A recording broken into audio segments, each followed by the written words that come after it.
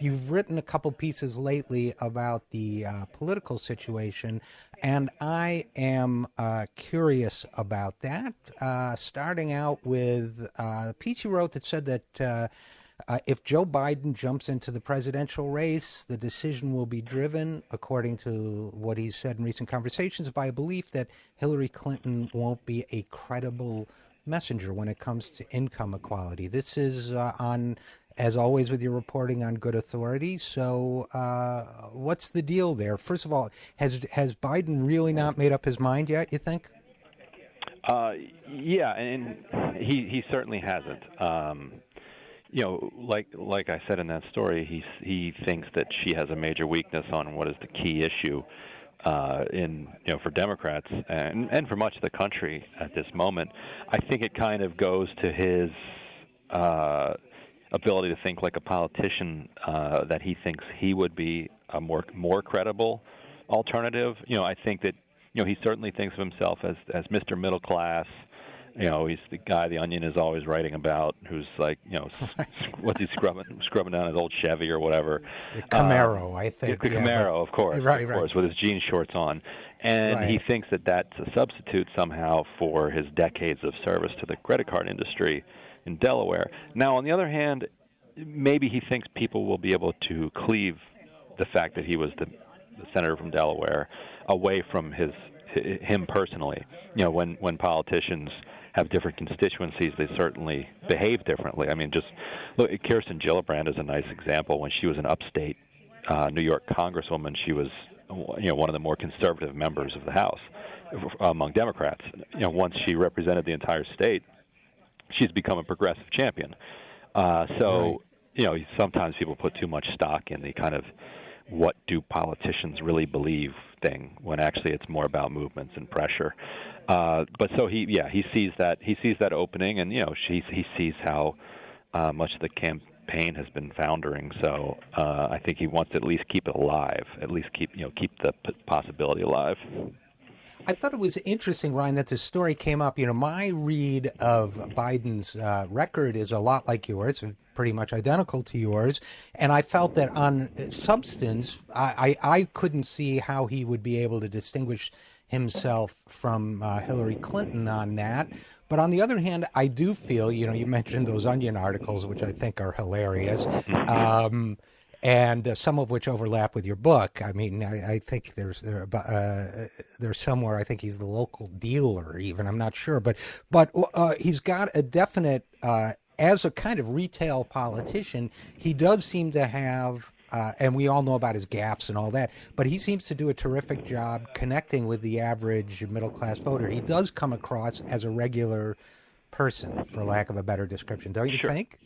Yeah. Oh, yeah. So he sure does, but Democratic primaries are more difficult than that. He'll be under a harsh glare.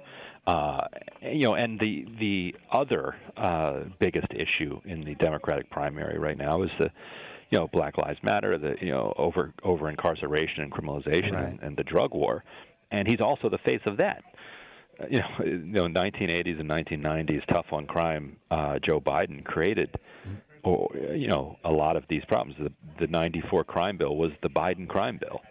Right. So, I don't see how that record kind of survives the glare of kind of the media and the social media that has so much influence over Democratic primary voters. I think you're right that if he could get to the general, he does have the everyman thing going for him.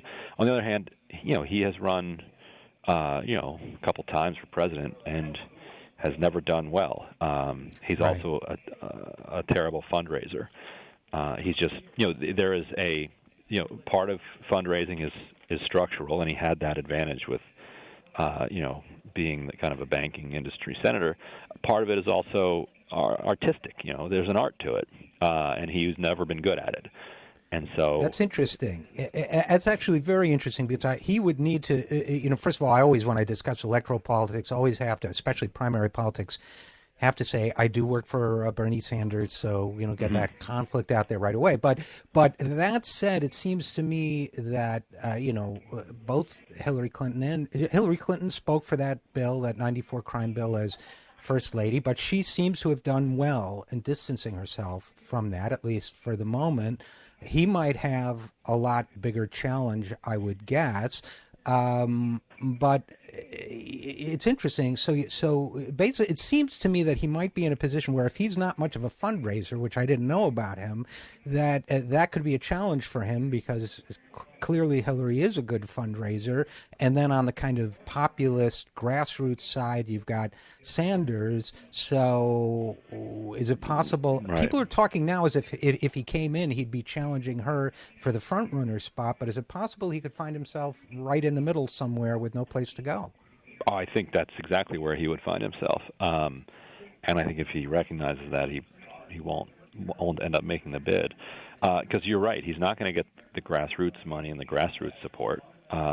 He's going to peel some Hillary voters off because Hillary voters who think that maybe he's more viable because she's been knocked around.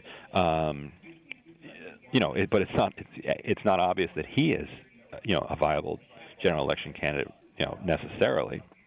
So he doesn't really have that exactly 100% going for him. And like you said, he doesn't have he's not going to out left Bernie Sanders. That's just not going to happen.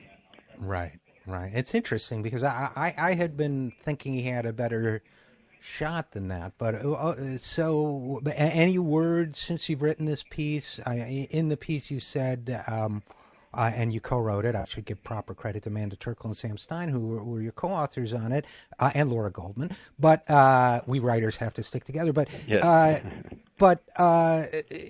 October, there was some talk he could make a decision as late as late October. Any more word on his process or when he might make up his mind one way or the other?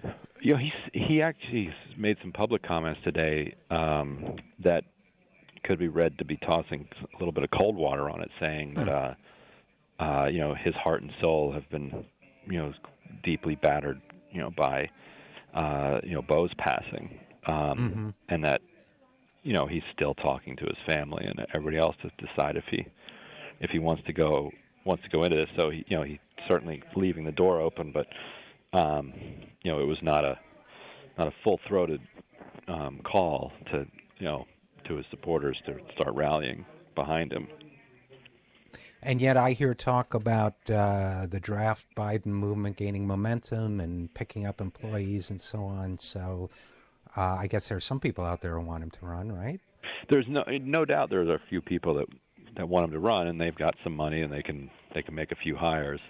I think it says a lot about the kind of vacuum that is the Democratic primary at the moment. Bernie is really, I think, enticing a lot of people who are looking at him and saying, if Bernie, a self-declared socialist, is running practically neck and neck and ahead of her in New Hampshire, then maybe I can get in. I think people like John Kerry are wondering if that's their, if this is their moment that they can kind of sneak in. Right. Yeah, so there's talk about Kerry getting into, at least whispers, huh? Well, yeah, I think Bob Kuttner said that he had some sources saying that Kerry was very tempted, and I think Kerry has been tempted by every presidential election, for the last 30 years. So I think you're pretty safe in saying that. Yeah, I think so too.